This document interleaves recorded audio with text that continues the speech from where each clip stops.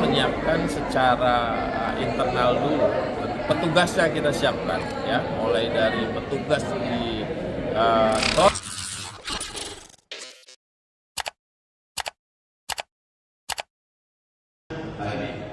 Kalau lansianya WHO 93.000, kalau lansia atau yang diprioritaskan lansia yang diprioritaskan itu adalah 66.000. Itu berasal dari lansia yang tidak bisa berangkat di tahun 2022 karena pembatasan usia. Juga ada tambahan tahun ini prioritas lansia 5%, 5% dari 203.000. Ya, sekitar 10.000. Ditambah lansia yang memang tahun ini masuk porsinya. Jadi ada tiga kategori lansia yang akan berangkat di tahun ini. Bapak sekalian yang kami hormati, pertanyaan berikutnya, kenapa harus ada program ramah lansia?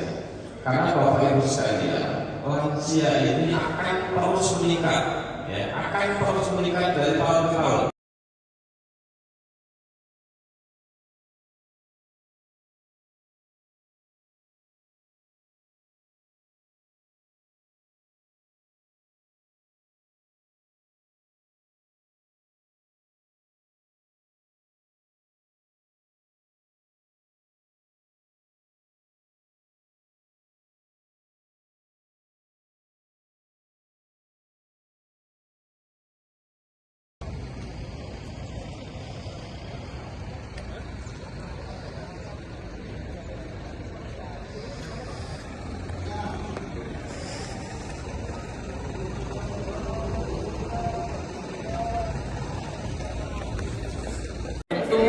Kita menyiapkan secara internal dulu.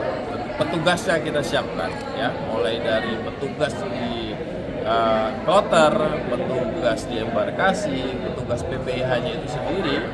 Kita lakukan bimtek dengan muatan-muatan lansia. Kita juga membangun kepedulian kepada sesama jamaah, ya, karena jumlahnya cukup besar. Hari ini kita mungkin tidak bisa memberikan pendampingan secara utuh, ya. Sehingga tentu sekali lagi kalau tahun-tahun sebelumnya kita bisa memberikan porsi kuota pendamping yang cukup besar, maka tahun ini mungkin karena kuota kita juga harus berbagi dengan yang lansia, maka pendamping akan sangat minimalis dari jumlah, sehingga pendampingan petugas itu menjadi penting. Hal-hal lain tentu kita juga mengedukasi kepada para lansia dengan manasik-manasik yang mengedepankan kemudahan-kemudahan, keringanan-keringanan atau rukhsah-rukhsah, ya, bahwa jamaah lansia tidak memaksakan diri. Ternyata banyak alternatif ibadah haji yang penuh dengan kemudahan-kemudahan. Kita juga membangun komunikasi dengan sesama warga, dengan sesama pemilik kepentingan haji ini untuk, saya kira, membangun kemudian termasuk juga dengan media, ya.